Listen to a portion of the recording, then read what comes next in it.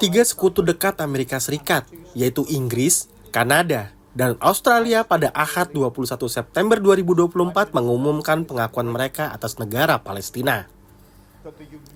Menurut laporan NBC News, Perdana Menteri Inggris Keir Starmer dalam pernyataan video menyebut pengakuan itu sebagai momen penting. Pengakuan dari tiga negara itu diikuti sejumlah negara Eropa lainnya, seperti Prancis, Belgia, Luxembourg, Malta, Portugal, Andorra, dan San Marino dijadwalkan mengumumkan pengakuan mereka pada sidang Majelis Umum PBB pekan ini. Presiden Prancis, Emmanuel Macron sebelumnya juga telah mengakui Palestina dan menyebut pengakuan perlu dibarengi reformasi oleh otoritas Palestina agar siap mengelola Gaza setelah perang. Ia menyampaikan hal ini saat membuka sidang umum PBB di New York pada Senin, 22 September. Hingga 23 September, menurut data PBB, 157 dari 193 anggota PBB sudah mengakui Palestina. Negara-negara besar yang belum mengakui termasuk Amerika Serikat, Jepang, Korea Selatan, serta beberapa negara Eropa dan Baltik. Pengakuan dari Sekutu Barat membuat Israel bereaksi keras. Kementerian Luar Negeri Israel melalui akun resminya di X juga menyebut pengakuan ini sebagai hadiah bagi Hamas. Pemerintah Amerika Serikat juga menyatakan keberatan. Mereka berpendapat pengakuan sepihak justru memperkuat ekstremis dan melemahkan peluang negosiasi damai. Pada hari yang sama pengakuan diumumkan, serangan Israel ke Gaza menewaskan sedikitnya 55 orang Palestina, termasuk 37 di Gaza City.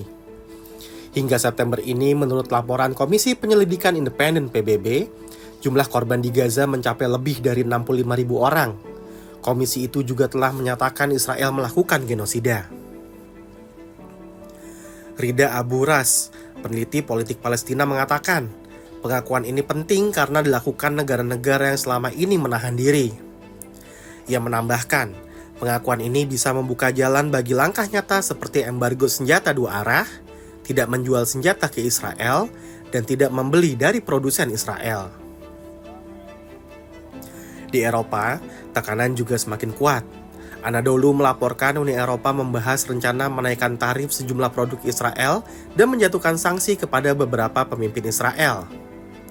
Kampanye boikot juga meluas, termasuk seruan agar Israel dikeluarkan dari ajang Eurovision dan kompetisi olahraga internasional.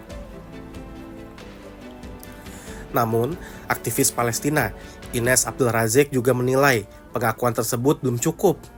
Dalam tulisannya di Lembaga Kajian Al-Sabaqah, ia menyebutkan, negara-negara barat hanya merangkul simbolisme, sementara rakyat Palestina tetap tanpa keadilan maupun negara. Palestina masih menghadapi persoalan mendasar dalam memenuhi kriteria kenegaraan sebagaimana tercantum dalam Konvensi Montevideo 1933, mencakup penduduk permanen, wilayah yang jelas, pemerintahan efektif, dan kapasitas hubungan internasional.